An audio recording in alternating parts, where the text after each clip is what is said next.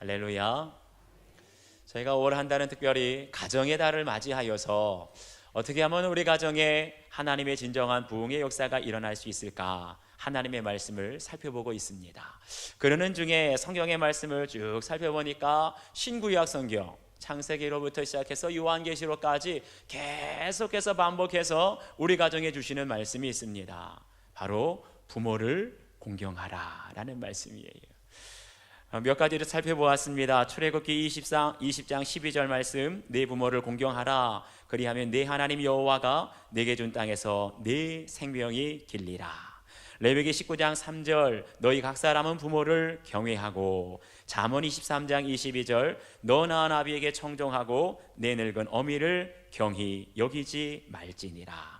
에베소서 6장 1절부터 3절, 자녀들아 너희 부모를 주 안에서 순종하라. 이것이 옳으니라. 네 아버지 어머니를 공경하라. 이것이 약속이 있는 첫 계명이니 이는 내가 잘되고 땅에서 장수하리라. 디모데전서 5장 4절 말씀, 만일 어떤 과부에게 자녀나 손자들이 있거든 저희로 먼저 자기 집에서 효를 행하여 부모에게 보답하기를 배우게 하라. 이것이 하나님 앞에 받으실 만한 것이니. 아멘.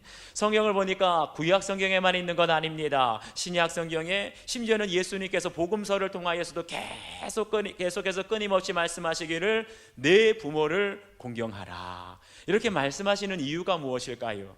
그건 다른 것 아닙니다. 하나님 안에서, 믿음 안에서 우리 자녀들이 인간된 도리로서 가장 기본적으로 필요한 것 첫 단계가 무엇이라고요? 바로 부모를 공경하는 데 있는 줄 믿습니다. 그런데 보세요, 우리의 현실을 둘러보시기 바랍니다. 과연 우리가 살아가는 이 시대에 하나님의 말씀처럼 부모를 공경하고 있습니까? 제가 어린 시절에 저희 어머니 세대, 우리 부모님 세대만 보더라도요, 정말 자식 사랑은 끔찍했습니다. 부모님들, 당신들은 먹을 것이 없고 입을 것이 없고 가난하다 할지라도 자녀들 뒷바라지만큼은 끔찍하게 하시는 거예요. 새벽부터 나가서 밤늦게까지 그야말로 뼈가 빠지라고 수고하고 애쓰시면서도 내 속옷을 팔아서라도 네 뒷바라지 할 테니까 너는 오직 공부만 해라. 그것이 우리 부모님 세대 아니었습니까? 그런 우리 부모님들이 자녀들을 양육하시면서 나름대로 마음 한켠에 믿는 구석이 있었어요. 그게 뭡니까? 내 자식들을 이렇게 내가 열심히 가르치고 열심히 뒷바라지하면 내가 늙어서 나를 잘 봉양하겠지. 그러니까 자식들을, 우리 어르신들은 항상 하는 말이 있었어요. 자식을 뭐라고 합니까? 자식 키우는 것, 자식 농사한다고. 자식 농사를 잘하면 노년이 평안하고 풍요롭고, 자식 농사 망치면 노년이 어려워지는 거예요. 한마디로 우리 부모님 세대는요, 자녀들 양육하는 것을 노년에 일종의 보험 드는 것처럼 생각하셨다는 거예요. 그런데 지금은 어떻습니까? 어떤 사회기관에서 조사한 통계 자료에 의하면 지금 50대, 60대, 잘 들으십시오. 50대, 60대를 가리켜서 낀 세대다라고 말합니다. 이 낀 세대라는 것이 무엇이냐 하면, 지금 50대, 60대 분들은요, 부모님에게는 전통적인 방법으로 극진하게 봉양했습니다. 생활비 다 드렸어요. 그런데 우리 자식들은 어때요? 내가 노년이 돼서 자식들이 봉양할 수 있을까요, 없을까요? 꿈도 꾸지 말라는 거예요.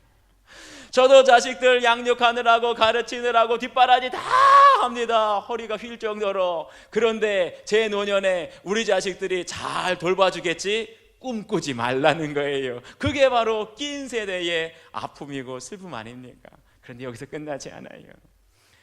우리 어버이날이 되면 항상 보건복지부에서 발표하는 자료가 있습니다. 조금 마음이 아픈 자료인데, 2016년도 노인학대 현황 보고를 발표하는데, 요즘에 부모님들이, 노인들이 많이 학대당하고 폭행을 당한다는 거예요. 그런데 그 가해자 10명 중에 4명이 누구냐? 친자식이라는 거예요. 그것도 부모님들이 끔찍이 아끼는 아들한테 맞는다는 겁니다. 어디 그뿐입니까? 요즘에 신문들 보면 존속살인, 옛날에는 입에 말도 꺼낼 수 없는 말입니다. 친자식이 친부모를 죽이는 존속살인, 이 비율이 점점 늘어가고 있다는 거예요. 사회 전문가들이 왜 이러한 폐륜적인 범죄가 자꾸 늘어나고 있는가, 이구동성으로 그들이 강조하는 말이 있습니다. 다른 것 아니고 가족 간의 유대 관계가 약해졌다는 거예요. 보세요. 지금 1인 가족이 점점 늘어나고 있습니다. 자녀들 결혼하지 않아요. 분가하고 독립해서 혼자 살겠다는 거예요. 뿐만 아니라 요즘 젊은 세대들은요, 결혼하고 나서도 애 안 낳겠다고, 심지어는 애 안 낳겠다니, 둘이만 행복하게 살겠다는 거예요. 그러니까 명절에 돼도 시골에 있는 고향의 부모님 찾아가지 않습니다. 명절이 되면 얼굴만 잠깐 뵈고 곧바로 해외로 여행 떠나는 거예요. 이렇게 자꾸만 가족 간의 유대관계가 약해지고 흐려지니까 점점 가족에 문제가 생기고 가족의 부모님들을 폭행하는 폐륜적인 범죄가 늘어가고 있다는 거예요. 이러한 세대에 우리 하나님께서 어버이 주일에 믿음 안에 있는 자녀들에게, 우리 믿음의 자녀들에게 주시는 말씀이 있습니다. 오늘 주신 말씀을 통하여서 부모를 하나님처럼 공경하라, 이 말씀을 통해 하나님의 큰 은혜가 임하기를 주 이름으로 축원합니다. 첫 번째, 우리 자녀들에게, 자녀된 저희들에게 주시는 경고의 말씀입니다. 사람의 전통 때문에 하나님의 계명을 저버린 세대입니다. 우리 6절 말씀을 함께 읽겠습니다. 6절 말씀 시작. 이르시되 이사야가 너희 외식하는 자에 대하여 잘 예언하였도다. 기록하였으되 이 백성이 입술로는 나를 공경하되 마음은 내게서 멀도다. 아멘. 여기 보게 되면 예수님 당대의 유대인들이 얼마나 외식적인 그런 위선적인 신앙생활을 했는지 그것을 단적으로 보여주는 말이 있습니다. 입술로는 나를 공경하되 마음은 내게 멀도다. 여기서 공경하다라는 말을 원어로 살펴보니까 하나님께 영광을 돌린다, 이런 뜻이에요. 다시 말하면 이스라엘 백성들, 유대인들이 남들 보기에는 말로는 뒤지지 않습니다. 말로는 가장 믿음이 좋은 것처럼 하나님께 온갖 영광을 다 돌려드린다는 거예요. 그런데 마음은 어떻다고요? 마음은 내게 멀도다. 여기 마음이란 말은 전인격, 우리의 중심이라는 거예요. 사람들이 보여지기에는, 사람들이 있는 데에서는 하나님을 가장 잘 믿는 것처럼, 믿음이 가장 좋은 것처럼 말로는 하나님께 영광 돌려드리는데 실상 그들의 속을, 중심을 들여다보니까 마음으로는 하나님을 섬긴 마음이 없는 거예요. 내 중심에는 하나님의 계명을 지킬 생각이 전혀 없다라는 거예요. 이것이 바로 하나님이 가장 미워하시는 위선적이고 외식적인 신앙 아닙니까? 그것이 가장 두드러진 것이 무엇인가 보니까 유대인 전통에 고르반이라고 하는 전통이 있었어요. 이것이 가장 위선적으로 나타났다는 겁니다. 우리 11절 말씀을 함께 읽겠습니다. 11절 시작. 너희는 이르되 사람이 아버지에게나 어머니에게나 말하기를 내가 드려 유익하게 할 것이 고르반 곧 하나님께 드림이 되었다고 하기만 하면 그만이라 하고. 아멘. 여기 보면 고르반이라는 말이 나오는데 히브리어로는 코르반, 다시 말하면 이스라엘 백성들이 제사를 드릴 때 하나님께 드리는 제물, 그 제물을 가리키는 말입니다. 만약에 내가 땅이 있습니다, 돈이 있습니다, 그런 것을 하나님께 바쳐 코르반이라고 하면 비록 그것이 내 소유라고 할지라도 함부로 사용할 수가 없습니다. 그것을 내 마음대로 이용할 수 없게 된다는 거예요. 이런 고르반이 왜 생겼나, 그 유래를 살펴보니까 다른 것 아니에요. 우리가 가난하고 힘들 때, 먹을 것 없고 입을 것 없을 때 하나님께 예물을 드리고 하나님께 물질을 드렸는데 자꾸만 유혹이 생기는 거예요. 다시 돌려받고 싶다, 다시 내가 쓰고 싶다. 그래서 그때 고르반이라고 하면 하나님께 땅을 드리고 하나님께 물질을 드리면 비록 내 소유라고 할지라도 하나님의 것을 함부로 할 수 없습니다. 하나님의 것을 온전히 구별하겠습니다. 그게 뭐예요? 하나님을 경외하는 신앙인 줄 믿습니다. 원래 이 고르반의 뿌리는요, 하나님을 진정으로 경외하면서 내 것과 하나님의 것을 완전하게 구별하는, 거기서 시작한 거예요. 그런데 시간이 지나면서 이것이 악용되기 시작합니다. 예수님 당대에 실제로 부모님과 자식이 따로 사는 사람이 있었어요. 그런데 부모님이 생활하면서 너무나 경제적으로 궁핍해지고 어려워집니다. 자식에게 좀 도와달라고, 경제적으로 도와달라고 부탁을 하는데 아주 못된 자식이 있었어요. 불효 자식이죠. 부모님이 어렵고 힘든 걸 알면에도 불구하고 부모님에게 드리고 싶지가 않은 거예요. 내 재산 한 푼도 부모님에게 드리고 싶지 않으니까 자신의 전 재산을 교회에다 바치면서 거르반 바쳤다는 거예요.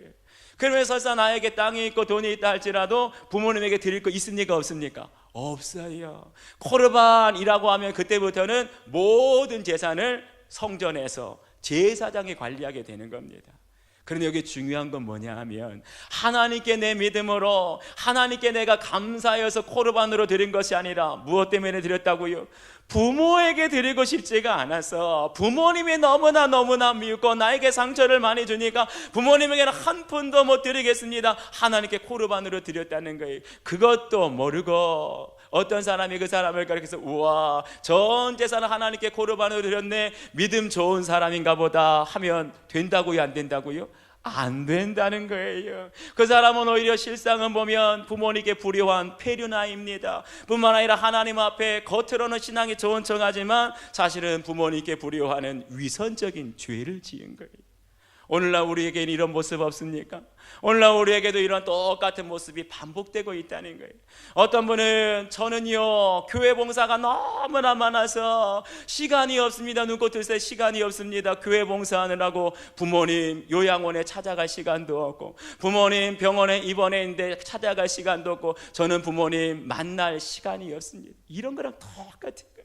저는 교회에서 헌금을 너무나 많이 합니다. 건축 헌금 드리고 구제 헌금 드리고 선교 헌금 드리고 아이고 헌금을 너무나 많이 드려서 부모님께 드릴 용돈도 없고 부모님 병원에 계시면 병원비 드릴 것도 하나도 없습니다. 다를 게 없다라는 거예요. 그런데 아무것도 모르고 부모님 찾아갈 시간도 없고 부모님 용돈 드릴 것도 없고 모든 것 주께 봉사하고 모든 물질 주님께 바쳤다고 저 사람 믿음 참 좋은 사람이네 이렇게 칭찬하면 아니 될 줄 믿습니다. 여러분 하나님께서는 오늘 저희들에게 뭐라고 말씀하십니까? 차라리 봉사하는 시간을 줄이더라도 부모님 찾아뵈라는 거예요. 봉사하는 시간을 줄이더라도 요양원에 계시고 병원에 오래 입원해 계신 여러분들의 부모님들을 찾아가시기를 바랍니다. 헌금 조금 줄여도 괜찮아요. 하나님이 그것 때문에 벌하지 않습니다. 차라리 헌금을 조금 줄일지언정 누구에게 병들어 아파하시고 가난하시고 힘드신 여러분들의 부모님들을 공양하시고 부모님들을 잘 섬기시기를 바랍니다. 그것이 하나님이 더 기뻐하시는 효도의 길이고 하나님의 믿음의 축복의 지름길인 줄 믿습니다. 저희 부교육자들이 참 많습니다. 목사님도 5분이나 되고 전도사님도 3분이 되고 한결같이 제가 얘기를 들어보니까 다 효자, 효녀들이 가정적으로 잘합니다. 저만 못해요. 저만 바쁘다고 맨날 부모님도 못 찾아뵙고. 그런데 그분 중에 한 목사님이 아버님께서 오랫동안 병원에 계시고 지금 치료받고 계세요. 우리 금요일 날마다 매주 기도 제목을 나누고 목사님들이 큐티 나눔을 하고 중보기도를 하는데 늘 아버지 건강을 위해서 기도합니다. 그런데 이 목사님이 장남이세요. 그러니까 아버지에 대해서 부모님에서 신경을 많이 쓰는데 가정적으로 보니까 애가 3이나 됩니다. 저랑 똑같아요. 그러니까 늘 아이들이 어리니까 아파서 병원에도 자주 가고 교회 사역도 항상 많습니다. 그리고 일주일에 딱 하루 월요일 날 쉬는데 개인적으로 공부까지 하십니다. 보세요. 교회 사역으로 바쁘지 집에 들어오면 애들 돌보느라고 바쁘지 일주일에 하루 쉬면 그날 학교에 가서 또 공부까지 하지. 제가 보니까 목사님 자신도 돌보기 힘들 것 같은데 어떻게 부모님까지 돌볼 수 있겠습니까? 그런데 한 번은 이 목사님이 전화가 왔어요. 목사님, 저희 아버지께서 병원에 오랫동안 입원하시고 치료받으시느라고 아버지가 많이 답답해하시고 힘들어하십니다. 모처럼 병원에서 외출을 받아서 우리 가족들 다 부모님 모시고 식사를 하려고 하는데 바람 쐬 드리려고 하는데 제 차가 작아서 다 탈 수가 없습니다. 목사님, 교회 차를 한번 써도 되겠습니까? 그러면 제가 뭐라 그러겠어요? 교회 차는 헌금으로 드린 코르반 하나님의 것입니다. 사적으로 쓸 수 없어요. 제가 그러겠습니까? 여러분들 의심하는 것 같은데 저 그렇게 모진 사람 아니고 매정한 사람 아닙니다. 제가 너무나 그 말 듣고 기특한 겁니다. 목사님, 얼마든지 쓰십시오. 새벽부터 밤늦게까지 어디 교회를 위해서 봉사하고 헌신하는 주의 종인데 그렇게 한번 병원에 오랫동안 입원하시고 답답해하시는 아버지 온 가족과 함께 식사한다고 하는데 여러분 이것이 진정한 효도가 아니겠습니까?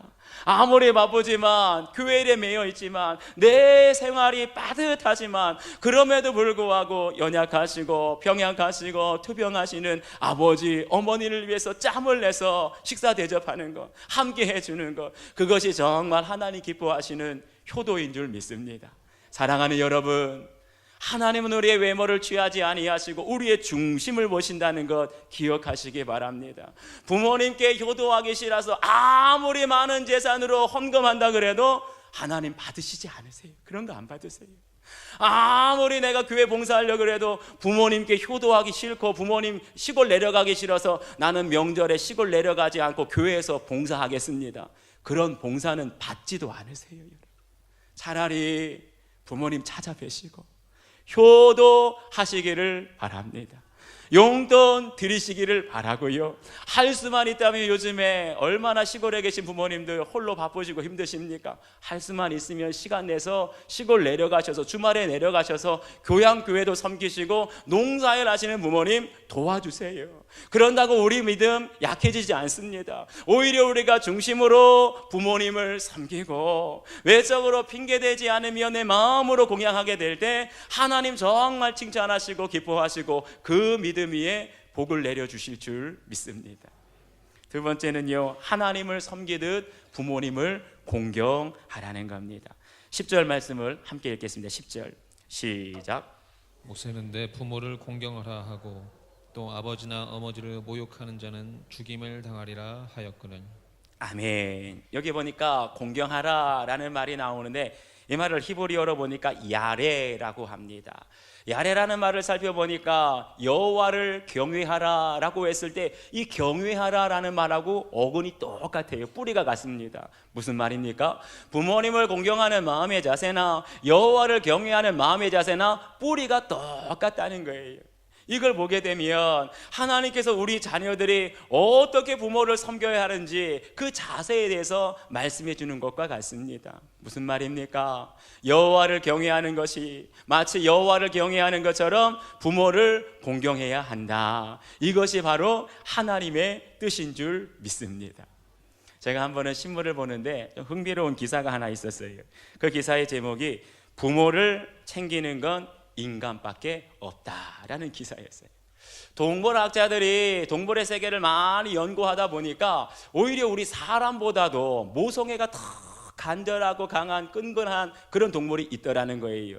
예를 들면 가시고기나 황제 펭귄 같은 것은요, 자신의 목숨을 바치면서까지 죽기까지 알을 부화시키려고 자기 새끼를 살리려고 목숨 바치는 아빠 엄마가 있더라는 거예요. 그런데 그런 동물학자들이 자연계에 있는 모든 동물들을 다 살펴봐도 자식이 부모를 섬기는 동물, 자식이 자기보다 더 늙어가는 혈육을 돌보는 경우는 하나도 없더라는 거예요. 심지어는 동물의 세계에서 우리 인간하고 가장 가까운 동물이 누굽니까? 유인원이라고 하는 원숭이. 그래서 원숭이의 세계를 자세히 관찰하면서 연구를 해봤습니다. 원숭이 중에 어떤 원숭이는 감정을 표현하는 원숭이가 있다고 합니다. 기뻐하고 슬퍼하고 때로는 화나고 두렵고 표현을 한다는 거예요. 어떤 원숭이는 사람의 수화까지 이해하는 원숭이가 있다고 합니다. 또 일본의 원숭이는 사람처럼 온천을 즐기기도 하고 아프리카에 있는 침팬지나 고릴라는 사람처럼 어떤 사회, 조직을 이루면서 생활을 한다는 거예요. 그런데 그런 원숭이라고 할지라도 가만히 들여다보니까 결국 원숭이의 세계도 힘으로 강한 사람이 약한 사람을 지배하는 양육 방식의 그 원리가 지배하고 있다는 거예요. 아무리 나를 낳아준 아버지라고 어머니라고 할지라도 늙어서 힘을 잃어버리면, 힘이 없어지게 되면 무리에서 철저하게 쫓겨날 수밖에 없는 거예요. 그것이 결국 동물의 세계라는 거예요. 그러면서 동물학자들의 결론을 내렸습니다. 이 자연 모든 세계에서 자신을 낳아주고 자신을 길러주신 부모님을 공경할 수 있는 건 누구밖에 없다? 사람밖에 없다는 거예요. 보세요. 원숭이와 사람을 연구해 보니까 유전자적으로 98%나 똑같다고 합니다. 차이는 몇 퍼센트밖에 없어요? 딱 2%밖에 없어요. 그것이 무슨 차이입니까? 영혼이 있느냐 영혼이 없느냐, 이 차이라는 거예요. 다시 말하면 영혼이 있는 사람은 하나님을 경외할 줄 알고, 영혼이 있는 사람은 자기를 낳아주고 길러준 부모님의 은혜를 안다는 거예요. 그렇기 때문에 그 부모님을 하나님을 섬기듯 공경할 수 있는 것, 이것은 영혼이 있는 사람밖에 없는 줄 믿습니다. 그렇기 때문에 여호와를 경외하는 그 믿음의 뿌리가 어디부터냐? 부모님에게 효도하는 것에서 시작한다는 거예요. 부모님에게 효도 잘하고 부모님을 공경할 줄 아는 사람이 진정으로 하나님을 경외하고 하나님을 섬기는 하나님의 백성 되는 줄 믿습니다. 오랫동안 내적 치유, 우리 마음에 보이지 않는 상처와 아픔이 있습니다. 이 내적 치유를 담당하는 전문가들이 발표한 결과에 의하면은요, 어렸을 때부터 부모님에게 상처를 받고 폭행을 당하고 폭언, 말할 수 없는 폭언으로 상처를 입은 사람들은 하나님과의 관계가 깊어지지 않더라, 이런 결과를 발표했어요. 왜 그런가 하니까 교회 나서 기도할 때마다 뭐라고 합니까? 하나님 아버지, 아버지를 부르는데 아버지가 안 나오는 거예요. 아버지라고만 불러도 어렸을 때 자기에게 아픔을 주고 자기에게 상처를 주었던 아버지의 모습이 투사가 되니까 우리는 교회에서 하나님의 사랑을 배울 때 아빠, 아버지, 얼마나 정겹습니까? 아빠, 아버지라고 부를 수 있는 사람은 복된 사람이에요. 그런데 상처가 많은 사람은 이 말이 입에서 떨어지지가 않는 거예요. 아빠, 아버지라는 말이 떨어지지가 않아요. 그러니까 점점 하나님과의 친밀한 관계, 깊은 영적인 기도로 나아가지 못하고 맨날 맴돌면서 형식적인 기도에 머물러 있다는 거예요. 그러면 어떻게 됩니까? 무작정 기도만 한다고 해결되는 것이 아니에요. 먼저 기도하기 전에 내 안에 있는 상처, 아버지에게 받은 상처, 어머니에게 받은 상처가 치유되어야 될 줄 믿습니다. 내 안에 나도 모르게 아버지에 대한 분노가 있을 수 있어요. 내 안에 나도 모르게 어렸을 때 받았던 상처 때문에 어머니에 대한 미움과 분노와 화병이 될 정도로 화가 가득한 경우가 있을 수 있어요. 먼저 용서하라는 거예요. 아버지를 용서하고 어머니를 용서하라는 거예요. 천국에 가셔도 괜찮습니다. 이 땅에 계시지 않는 아버지, 어머니라 할지라도 상처가 아직 남아있다면 내 마음으로부터 아버지를 용서하고 어머니를 용서하고 진실로 그 용서를 통하여 아버지 사랑합니다, 어머니 사랑합니다, 이 고백이 나올 때 누구를 사랑하게 된다고요? 하나님을, 보이지 않는 하나님을 사랑하게 될 줄 믿습니다. 부모와의 친밀한 관계가 회복되어질 때 하나님과도 영적인 친밀한 관계가 형성되어지고, 그럴 때 비로소 영적으로 깊은 기도로 나아갈 수 있다는 거예요. 부모님을 사랑하는 자가 하나님을 사랑할 수 있고, 부모님에게 잘하는 자가 하나님도 잘 섬기게 될 줄 믿습니다. 그래서 하나님은 우리에게 말씀하신 거예요. 내 부모를 누구처럼요? 하나님처럼 공경하라. 오직 하나님처럼 부모님을 공경하고 극진하게 대하는 사람이 하나님도 마음의 중심으로 섬기고 경외하게 될 줄 믿습니다. 그렇다고 한다면 여러분, 우리 눈에 보이는 살아계시는 부모님 어떻게 하나님처럼 공경할 수 있을까?